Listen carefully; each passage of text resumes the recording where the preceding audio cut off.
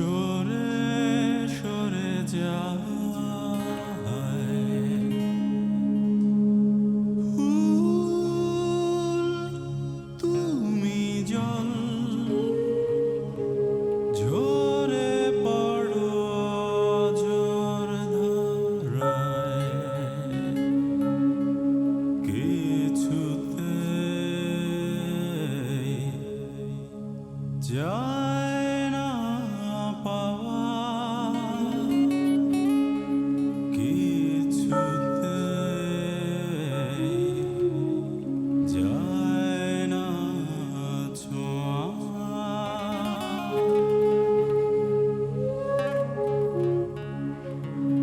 সময় তুমি সাদা ঘোড়া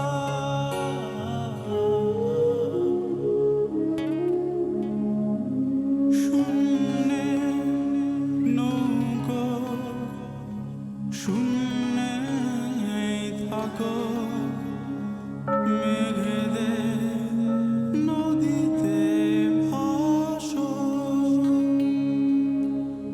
অরূপ ছায়াপথ মহাজীবনের ধ্বনি ঘুরে ঘুরে ঘুরে ঘুরে ক্লান্ত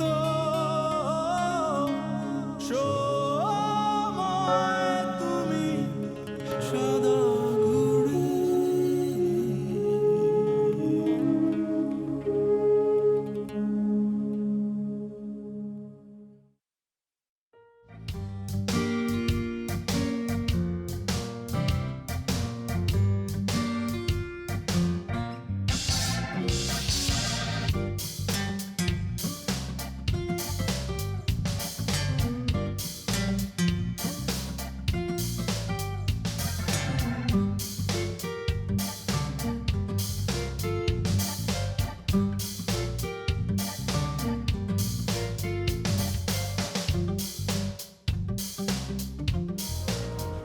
ভাইয়া ওঠ না, বাবা কিন্তু চেঁচামেচি শুরু করেছে। ওঠ। ডিস্টার্ব করছ তো ভাগ। আচ্ছা যাচ্ছি। শোন, কি বল? 100টা টাকা থাকলেও দিয়ে যা। কেন তুই বাবার কাছে যেতে পারিস না? তোর কাছে থাকলে দিবি, না থাকলে না দিবি, এটা কথা বলিস কেন? যা।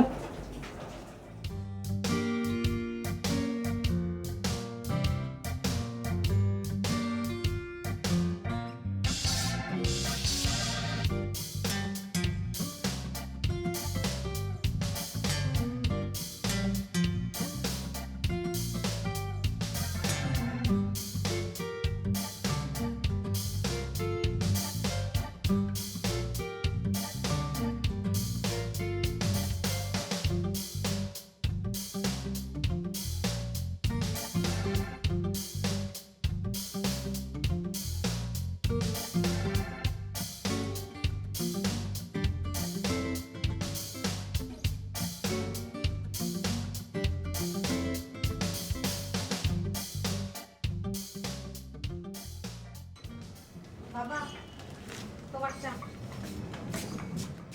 আচ্ছা, বাড়িতে কি একজনও লোক নেই এক কাপ চা দেওয়ার? সে কখন থেকে বসে আছে? বাড়ির এতগুলো মানুষ করে কি? আজ থেকে নাকি বুয়া আসবে না। কেন? বুয়া ছাড়া এ বাড়িতে কেউ চা বানাতে পারে না? এই ধরনের এক্সকিউজ কখনো আমাকে দেবে না। কিছু বললে এমনি বুয়া আসেনি। বুয়া না আসলে কি বাড়িতে সবাই হাত পা গুটিয়ে বসে থাকে? বাবা, মার মাইগ্রেনের ব্যথাটা বেড়েছে, বুকের ব্যথাটাও। তুমি চিন্তা করো না তো, চাটা খাও, ঠান্ডা হয়ে যাচ্ছে। রাহেলার ব্যথা বেড়েছে, আমাকে বলেনি কেন? আর তোর বাড়িতে এমন সব কাজ করিস না, প্রেশার বাড়বে না তো কি? তুমি অস্থির হও না, তুমি চাটা খাও। আর শোনো, বুয়া টুয়া লাগবে না, আমি প্রতিদিন সকালে তোমাকে চা দিব, ঠিক আছে? তুমি এগুলো নিয়ে আর চিন্তা করবে না।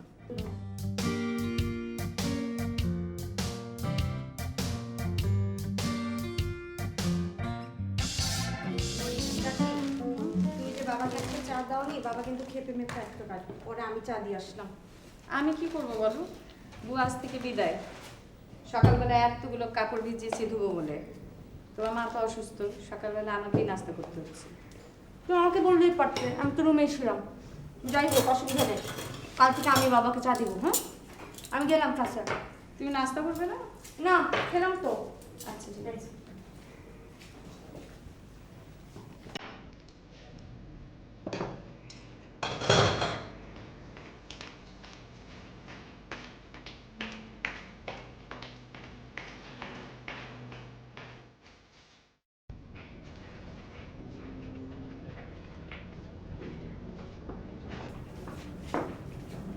ভাবি, তুমি কি নিচে যাবে নাকি নাস্তা এখানে দিয়ে যাবে?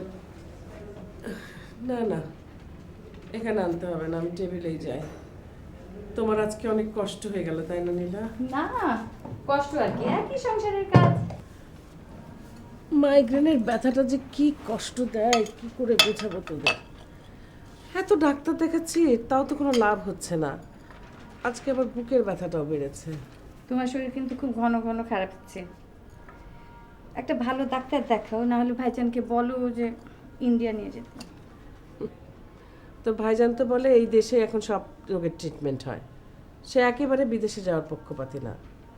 ডাক্তারও তো কম দেখানো হলো না। তুমি তাড়াতাড়ি টেবিলে যাও তো, ভাইজান টেবিলে বসে সে চিল্লাচিল্লি করবে, আমি বাচ্চাদের রেডি করি। যাও।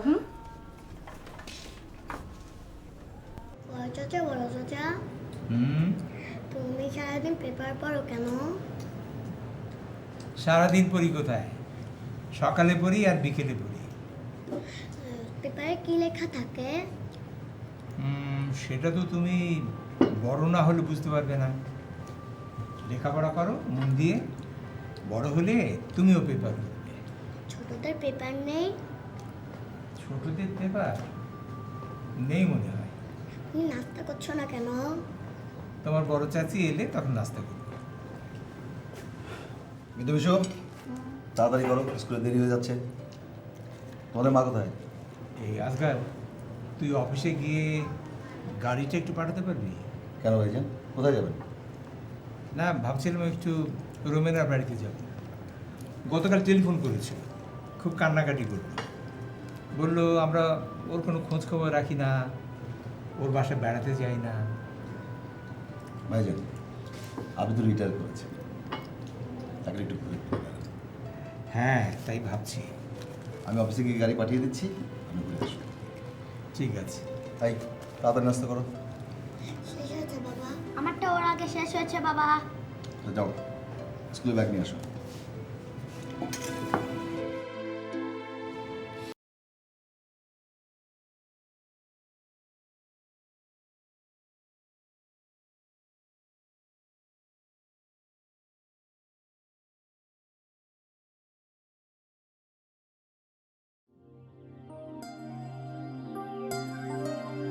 আরে কি অবস্থা তোদের?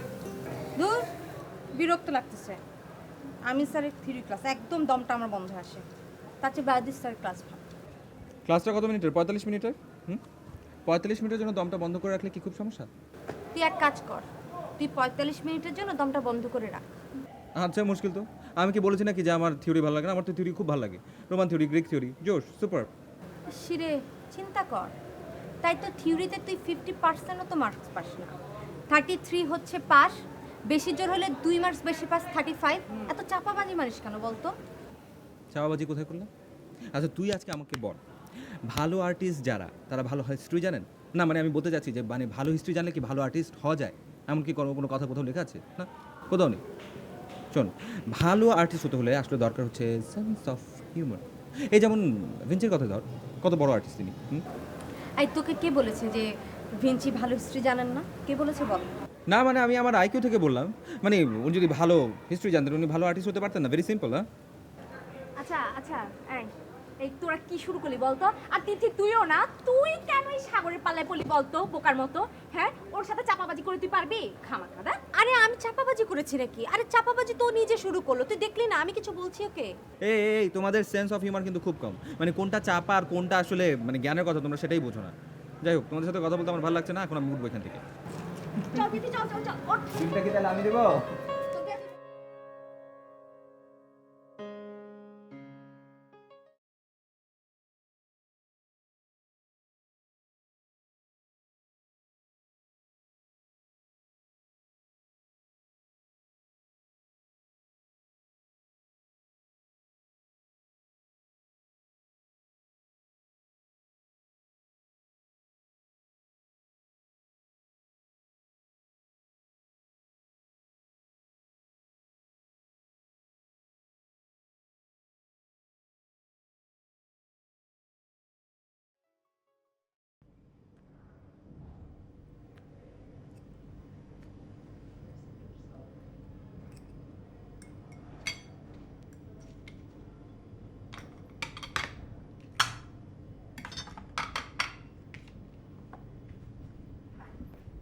আমিও রিটায়ার করলাম, আর মনে হয় দেখতে দেখতে তপুর তিথিও বড় হয়ে গেল। সময় যে কিভাবে পার হয়ে যায় মাঝে মাঝে ভাবতে খুব অবাক লাগে। হ্যাঁ ভাইজান, আসলেও খুব অবাক লাগে। আমার বিয়ের সময় ওরা তো স্কুলে পড়তো, তাই না? হ্যাঁ, আমার বাসা তো ওরা একরকম ভুলেই গিয়েছে। আচ্ছা ভাইজান, তবু কি চাকরি টাকরি কিছু পেয়েছে নাকি? চেষ্টা করলে তো পাবে। কি কি যে করে বেড়ায় সারাদিন আমি কিছুই জানি না। এত টেনশন করবেন না ভাইজান, ও তো মাত্র পাশ করে বেরোলো, দেখবেন সময় মতো সব ঠিক হয়ে গেছে।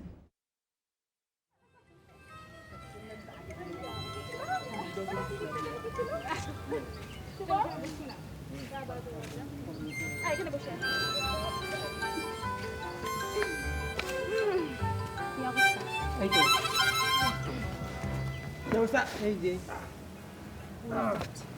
বাজে না আর বাজাও না। প্লিজ। না, বহুত বাজিয়েছেন না। কেন? Please please. বাপ মায়ের চিন্তার শেষ নেই।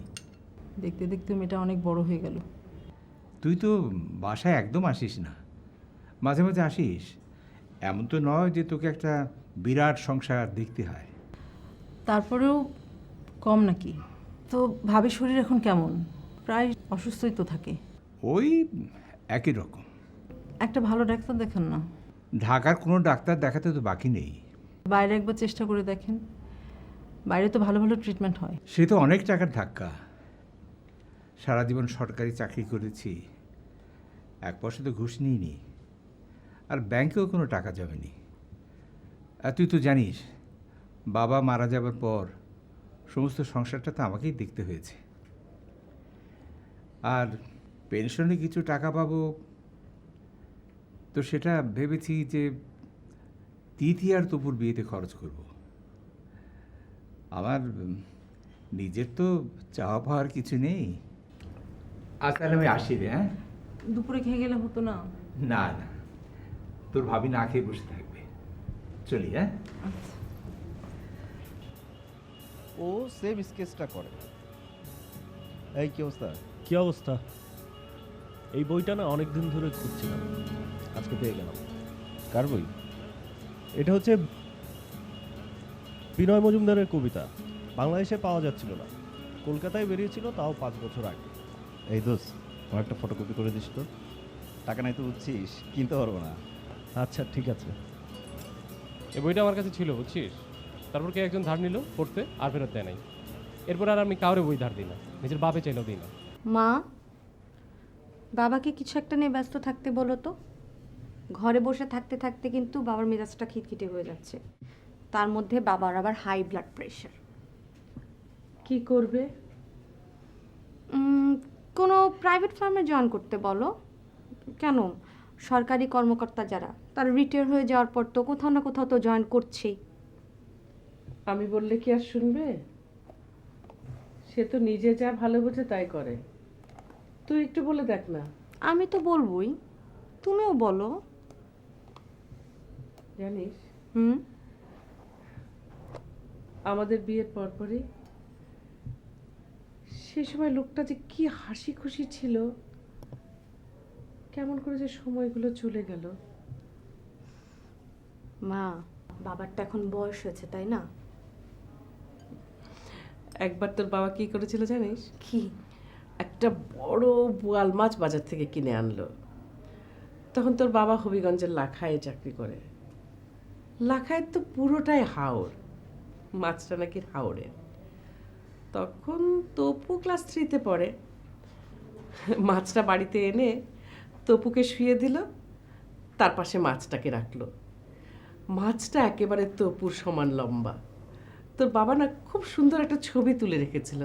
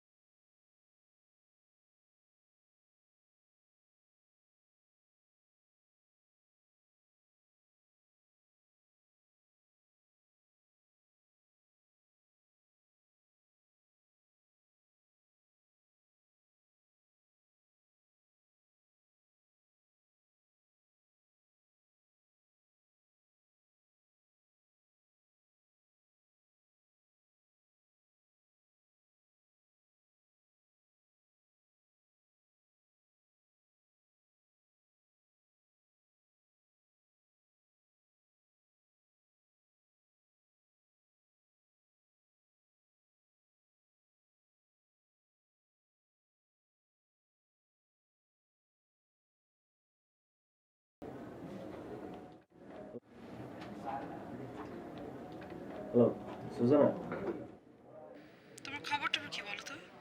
3-4 দিন ধরে ফোন দিচ্ছি, কোনো খবর নাই। আর এদিকে আমি তোমাকে ফোন দিয়ে দিয়ে মরছি।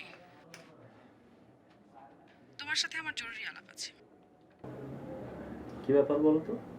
ওভার ফোন বলা যাবে না, আমার সাথে কাল অবশ্যই দেখা করবে, ভীষণ জরুরি। আচ্ছা ঠিক আছে।